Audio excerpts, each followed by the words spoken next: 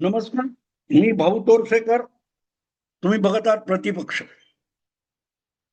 मित्रांनो, मी बोलतोय तेव्हा उमेदवारी अर्ज, महापालिकांच्या निवडणुकीसाठी उमेदवारी अर्ज भरायची मुदत अक्षरशः फक्त 10 मिनिटं उरलेली आहे. म्हणजे बरोबर 3 वाजता जिथे अर्ज भरले जाणार आहेत त्या कार्यालयांची, निवडणूक कार्यालयाची, सरकारी निवडणूक कार्यालयाची दारं बंद केली जातील आणि तोपर्यंत जे अर्ज घेऊन रांगेमध्ये उभे आहेत त्या सगळ्यांचे अर्ज भरणं रात्रीपर्यंत कदाचित चालेल, इतकी झुंबड आहे. पण तब्बल 10 दिवस, 23 पासून, 10 नाही, मला वाटतं 8 दिवस, 23 डिसेंबर पासून 30 डिसेंबर पर्यंतची मुदत असताना शेवटच्या दिवशी अशी झुंबड करायचं काहीही कारण नव्हतं.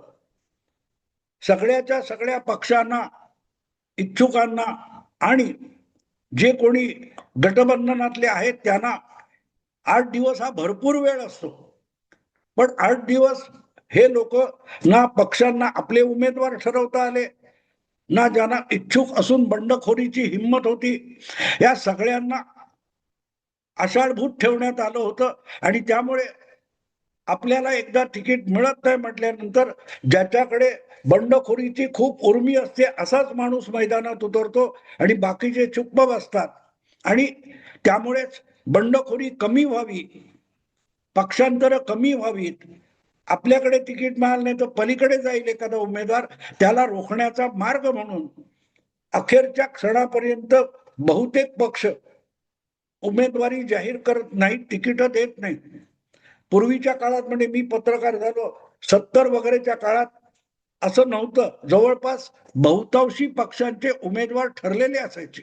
बहुतांशी पक्षांचे म्हणण्यापेक्षा काँग्रेस पक्षामध्ये उमेदवारीसाठी झुंबड उडालेली असायची आणि बाकीच्या पक्षांना 25-30 उमेदवार उभे करताना मारामारी होती. शेतकरी कामगार पक्ष असेल, कम्युनिस्ट पक्ष असेल, समाजवादी पक्ष असेल, प्रजा समाजवादी पक्ष असेल, रिपब्लिकन पक्ष असेल, जनसंघ असेल, अशा पक्षांना उमेदवार मिळताना मारामार होती. 288 नाही, तेव्हा मला वाटते 270-72 असे काहीतरी आमदार होते 70च्या सुमाराला. अशा वेळेला 50 उमेदवार उभं करण्याची क्षमता सुद्धा कुठल्याही पक्षाकडे नव्हती. कारण पक्षातर्फे निवडणूक लढवण्यासाठी करावा लागणारा खर्च आणि पैसे कुठल्याही पक्षाकडे नसायचे, काँग्रेसकडे असायचे. काँग्रेसकडे दीर्घकाळ सत्ता होती. आता ते म्हणतात ना, धनबल धनबल, हे सगळं धनबल 90% 95% धनबल फक्त काँग्रेस पक्षाकडे होतं.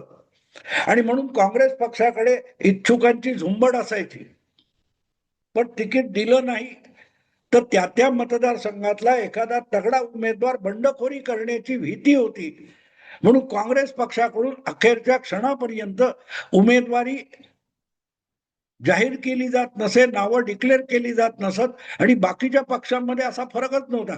किंबहुना कुठला पक्ष कुठली जागा लढवणार याची चर्चा सुद्धा 1980 पर्यंत, 77 पर्यंत होत नव्हती. हा, काँग्रेस पक्षातर्फे त्या मतदारसंघात कोण निवडणूक लढवू शकतो याची चर्चा थोडीफार एक आठवड्यापुरती वगैरे व्हायची. म्हणजे इकडे कोण, एक काँग्रेसचा एक आहे तो आमदार, की त्याच्या जागी काँग्रेस पक्ष नवा उमेदवार आणणार. पण दादर नायगाव या मतदारसंघातून राम महाडिक हे समाजवादी पक्षाचे उमेदवार उभे राहतील. परळमधून कृष्णा देसाई हे कम्युनिस्ट पक्षातर्फे उभे राहतील. जनसंघातर्फे वामनराव परब उभे राहतील. त्यांना तिकीट न देता जनसंघ दुसऱ्या कोणाला तरी तिकीट देईल असं अजिबात नव्हतं. कारण यातले बहुतांश विरोधी पक्षाचे बिगर काँग्रेस उमेदवार हे हमखास पराभूत होणार याची पक्षासकट इच्छुकांनाही गॅरंटी असायची. पण दादर शिवाजी पार्क भागातून मधु दंडवते, तिकडे राम महाडिक, गोरेगावला मृणाल गोरे, असे काही मोजके उमेदवार होते विरोधी पक्षाचे, बिगर काँग्रेस पक्षाचे, की ज्यांनी आपला मतदारसंघ बांधलेला होता आणि त्यामुळे ते आव्हान होऊ शकायचं. कोकणात काही ठिकाणी समाजवादी, पश्चिम महाराष्ट्रात वगैरे ठिकाणी शेतकरी कामगार पक्षाचे उमेदवार होते. रायगड जिल्ह्यामध्ये प्रभाकर पाटील किंवा दत्ता पाटील यासारखे आव्हान देणारे शेका पक्षाचे उमेदवार. पण तेवढे हे सगळे एकत्र केले तरी 100 होणार नाही. आणि 270 आमदार हळूहळू करत 1977 जनता लाटेनंतर जे राजकारण बदललं त्यामध्ये काँग्रेस पक्ष पूर्वी इतका सशक्त राहिला नाही आणि बारीक सारीक प्रमाणात स्थानिक प्रादेशिक किंवा इतर भाजपसारखे जे नवे पक्ष होते अखिल भारतीय ते ताकदीने उभे राहिले, मार्क्सवादी कम्युनिस्ट, जनता दल वगैरे वगैरे. आणि त्यानंतर तिकीट वाटप हा सर्वपक्षीय मारामारीचा विषय झाला. मारामारीचा विषय झाला. शिवसेनेत तर नाही. मी मला वाटतं एका व्हिडिओमध्ये सांगितलं 1985 मध्ये शिवसेनेला पहिल्यांदा निर्विवाद सत्ता मिळाली मुंबई महापालिकेची, तेव्हा अनेकांना दिलेलं तिकीट टाकून फरारी झाले होते. सगळ्या शाखा प्रमुखांना निवडणुकीच्या रिंगणात उतरवण्याचा निर्णय बाळासाहेबांनी घेतला आणि अनेक शाखा प्रमुख हे मुंबईतून पळून गावी जाऊन लपून बसले होते. पडायला कशाला उभं राहायचं. आणि ती गोष्ट सोडा, 1968 मध्ये जेव्हा शिवसेनेने पहिल्यांदा मुंबई महापालिका निवडणूक लढवली तेव्हा अनेक शाखा प्रमुख आणि निवडणुकीला आमचा प्रभाकर भोमकर नायगाव बीडीडीचा किंवा लालबाग भारतमाता परिसरातला गम वराडकर असे लोक शाखा प्रमुख म्हणून काम करत होते, पण निवडणुकीला उभं राहायला तयार नव्हते. आणि त्यामुळे अनेक ठिकाणी कोचिंग क्लास चालवणारे जे शिक्षक होते, हळदणकर असतील, गवंडे असतील, वारे असतील, असे अनेक क्लासेस चालवणारे शिक्षक हे शिवसेनेचे उमेदवार झाले. सांगायचा हेतू असा की तिकिटावरची मारामारी ही उद्धव काळामध्ये शिवसेनेत सुरू झाली आणि ती आता इतकी विकोपाला गेलेली आहे. ही बघताय तिकडे हंगामा. काल परवा मला एक गंमत वाटली. मातोश्रीवर उद्धव ठाकरे यांचे भाचे आणि आदित्य ठाकरे यांचे मावस भाऊ आमदार वरुण सरदेसाई आणि त्याच वांद्रे पूर्व भागातले शिवसेनेचे ज्येष्ठ शिवसेनेचे नेते विभाग प्रमुख अनिल परब, या दोघांमध्ये देसाई परब यांच्यात धुमश्चक्री झाली. शेवटी संतापून मातेशोतून हातपाय आपटत अनिल परब निघून गेले, कारण त्यांना ज्याला उमेदवारी द्यायची होती ती उमेदवारी फेटाळण्यात आली आणि वरुण सरदेसाई यांचं पारडं जड ठरलं. त्यांना पाहिजे तो उमेदवार त्या वॉर्डातून नेण्यात आला आणि त्यामुळे अनिल परब संतापले. आणि हा सगळा ओरडाआरडा सगळ्या चॅनेलवाल्यांनी दाखवला. तेव्हा मला तो कोण तो छोटे गुलाम अली काय गुलाम अली गझल गायक आहे, त्याचा हंगामा है क्यों बरपा, हंगामा है क्यों बरपा, एवढा ओरडाआरडा हंगामा कशाला झालाय. मला असे शब्द अशी गाणी अचानक आठवतात. फक्त मी हेडिंग देताना अनेकांना वाटेल की हेडिंग मध्ये भावनी गडबडी गेली की काय. हंगामा है क्यू परबा, बर्पा हे शब्द ब आणि प मी रिप्लेस करून मांडलेले. हंगामा है क्यू परबा. अरे परब, हा हंगामा का करतोयस. ज्या खेरवाडीमध्ये आयुष्य घालवलं अनिल परबानी, शिवसेनेमध्येच घालवलं. सरपोतदार मधुकर सरपोतदारांनी 1985 नंतर जी महाराष्ट्र कामगार सेना की श्रमसेना काढली, त्यातून एक पदाधिकारी म्हणून अनिल परब पुढे आले. श्रीकांत सरमळकर हे त्यावेळी निवडून आलेले तिथले नगरसेवक होते, नंतर ते आमदार सुद्धा झाले. पण त्याच युनियनचे 2 पदाधिकारी सरमळकर आणि अनिल परब होते. हळूहळू करत दोघांचंही निधन झालेलं आहे. आता त्या काळातले अनिल परबच राहिलेले. पण अनिल परब हे अखंड मातोश्रीच्या पटांगणात म्हणजे खेरवाडीत वास्तव्य केलेले असले तरी कधीही थेट निवडणुकीला उभे राहिले नाहीत. विधान परिषदेच्या मागल्या दाराने ते निवडणुकीच्या राजकारणात येत राहिले.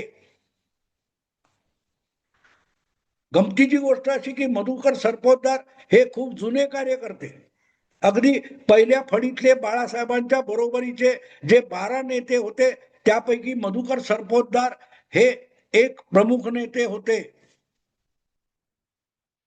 लागोपाठ 2दा का 3दा विधानसभेला उभे राहून पराभूत झाले, लोकसभेला उभे राहून पराभूत झाले.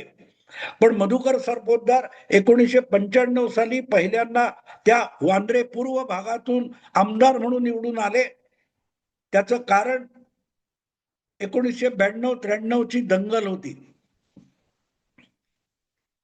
पुढे 96 ला लोकसभेवर निवडून गेले म्हणून त्यांना राजीनामा द्यावा लागला आणि त्या जागी सरमळकर, श्रीकांत सरमळकर हे पोटनिवडणुकीत आमदार म्हणून निवडून आले.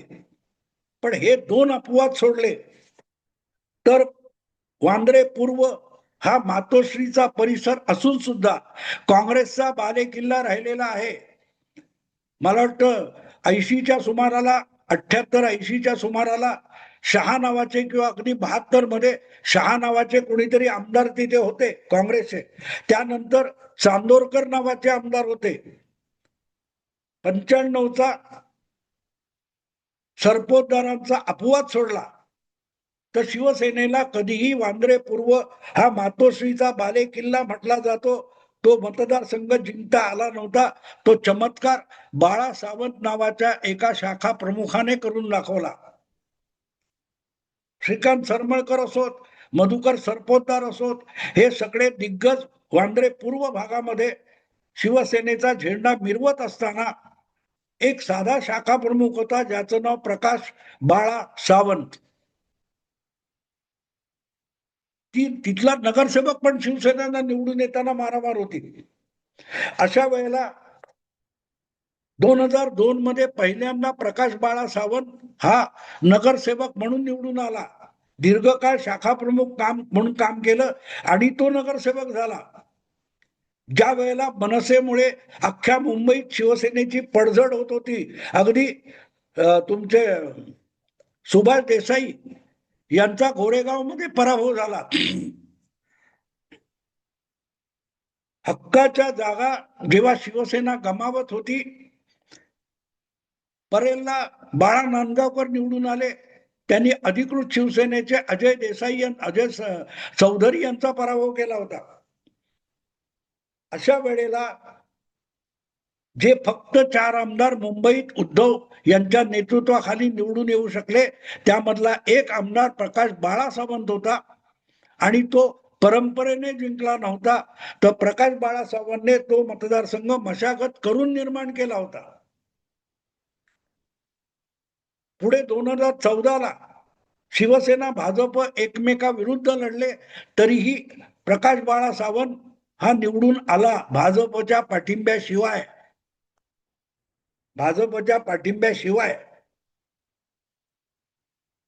हे कौतुकाची गोष्ट आहे मित्रांनो. पण दुर्दैवाने कर्करोगाने प्रकाश बाळा सावंत, मी तिथला मतदार आहे, वांद्रे पूर्वचा मी मतदार आहे म्हणून हे सांगू शकतो. पण प्रकाश बाळा सावंत हा दुसऱ्या टर्मला कर्क रोगाने मृत्युमुखी पडला आणि त्याच्या जागी पोटनिवडणूक झाली तेव्हा काँग्रेसने नारायण राणे हा दिग्गज माजी शिवसैनिक त्या मतदारसंघात निवडणुकीला उतरवला, जेव्हा वैभव नाईक कडून नारायण राणेंचा मालवणमध्ये पराभव झालेला होता.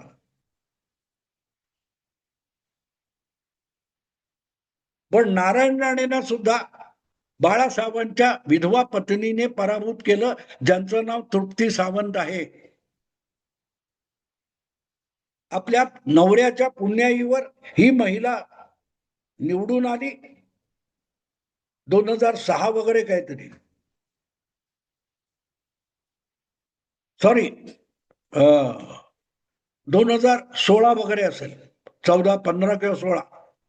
आणि त्यानंतर 2019च्या निवडणुकीत उद्धव ठाकरे यांनी किंवा अनिल परब यांनी एकमेकांच्या मदतीने सगळ्यात मोठा बळी घेतला, तो तृप्ती सावंत यांचा बळी घेतला. तृप्ती सावंत यांचा त्या जागेवर हक्क होता, कारण त्यांच्या नवऱ्याने मशागत केलेला मतदारसंघ होता. तर त्यांचं तिकीट कापण्याचं पाप करणाऱ्या व्यक्तीचं नाव अनिल परब आहे. अनिल परबनी त्या जागी आपला लाडका विश्वनाथ महाडेश्वर हा माजी महापौर उभा केला आणि तृप्ती सावंत यांच्या पाठीराख्यांनी त्यांना बंड करायला भाग पाडलं. त्यामुळे सावंत विरुद्ध महाडेश्वर या शिवसेना मतांच्या विभाजनामध्ये झिशान सिद्दीकी हा पडायला काँग्रेसने उभा केलेला उमेदवार आमदार म्हणून निवडून आला. प्रकाश बाळा सावंतने जी मशागत केली त्या जागेवर अनिल परब हे आपली दादागिरी करायला लागले. त्यामुळे गेल्या विधानसभा निवडणुकीत सुद्धा त्यांच्या जागी वरुण सरदेसाई यांना ठाकरे परिवारातून उमेदवारी देण्यात आली आणि झिशान अली यांनी काँग्रेस सोडून प्रकाश आपला अजितदादांच्या गटात प्रवेश केलेला होता, पण त्यांचाही पराभव झाला आणि वरुण सरदेसाई हा खास किचन कॅबिनेट मधला नव्हे, किचन मधलाच लाडका भाचा रश्मी वहिनींचा हा आमदार झाल्यानंतर अनिल परब यांची गरज खेरवाडीसाठी उरलेली नव्हती. तृप्ती सावंतला बाजूला करण्यासाठी अनिल परब यांचा वापर करण्यात आला. तेव्हा परबांना वाटलं होतं की आपलं वजन किती आहे बघा. पण एकदा तृप्ती सावंत बाजूला केल्यानंतर आता किचन कॅबिनेटला अनिल परब यांची गरज उरलेली नाही आणि म्हणूनच काल परवा आमदार झालेला वरुण सरदेसाई अनिल परबना डोळे वटारून दाखवतो, हंगामा आहे क्यू परबा. कळलं? बर्फाच्या जागी परबा हा शब्द मी का वापरतोय? जो खेळ तुम्ही तृप्ती सावंत बरोबर केलात त्याची किंमत आज अनिल परबना मोजावी लागते. अनिल परब यांना मोजावी लागते. यात काही नवीन नाहीये. आणि तुम्हाला आठवत असेल तर ज्या वेळेला अंधेरी पूर्वला मोर्जी पटेल यांनी माघार घेतली, भाजपनेही उमेदवार उभा केला नाही आणि रमेश लटके यांची पत्नी ऋतुजा लटके या पोटनिवडणुकीत एकतर्फी जिंकून आल्या, तेव्हाच मी म्हटलं होतं की आज ऋतुजा लटके यांना उद्धव ठाकरे किंमत देतील, कारण त्यांना मशाल चिन्ह आणि निवडणूक जिंकायची आहे. पण पुढच्या सार्वत्रिक निवडणुकीत कदाचित ऋतुजा लटके यांचा सुद्धा तृप्ती सावंत केलं जाईल. असो, ही पद्धत आहे. माझं कुटुंब माझी जबाबदारी, बाकीच्यांनी पालखी उचलावी, ही वस्तुस्थिती आहे मित्रांनो. तेव्हा अनिल परब हातपाय आपटत निघालेले असतील तर त्यांनी चिंता करू नये. एवढा हंगामा करायची गरज नाहीये. हे तुम्हीच सुरू केलंय आणि त्याची फळं तुमच्या वाट्याला आलेली आहेत. ही सगळी तिकीट वाटप आणि मातोश्रीवर बसून तिकीट वाटप ही काँग्रेस संस्कृती जेव्हा शिवसेनेत घुसली तिथूनच शिवसेनेचा एक संघटना म्हणून राज सुरू झाला होता आणि व्यावसायिक राजकारण, सुप्रियाताई म्हणतात प्रोफेशनल, ते सुरू झालं होतं. आज त्याचं फळ अनिल परबांना चाखावं लागतंय. तो हंगामा क्यों है परबा, आहे ना, थोडी ही सोडलेली आहे. हंगामा क्यों है बर्फा असं तो म्हणतो ना गुलाम अली. थोडी ही तो पीली है, हंगामा है क्यों बर्फा. तर मी एवढंच म्हणेन, अरे एक तिकट ही तो दी है, हंगामा क्यों है करता परबा, हंगामा क्यों करता परबा. एवढंच बोलून थांबतो. आवडलं लाईक करा, शेअर करा आणि प्रतिपक्षाला सबस्क्राईब करा. नमस्कार.